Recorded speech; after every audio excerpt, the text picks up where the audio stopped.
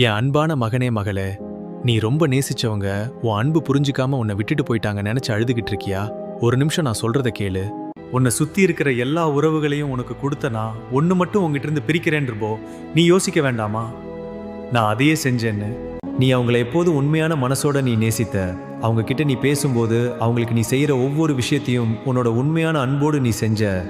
அதை நான் பார்த்துட்டு தான் இருந்தேன். ஆனா அதே நேரத்துல அவங்க உனக்கு பின்னாடி உனக்கு எதிராக பேசினதையும் உன்னை கஷ்டப்படுத்த உனக்கு எதிராக சிந்திச்சதையும் நான் பார்த்துக்கிட்டு தான் இருந்தேன்.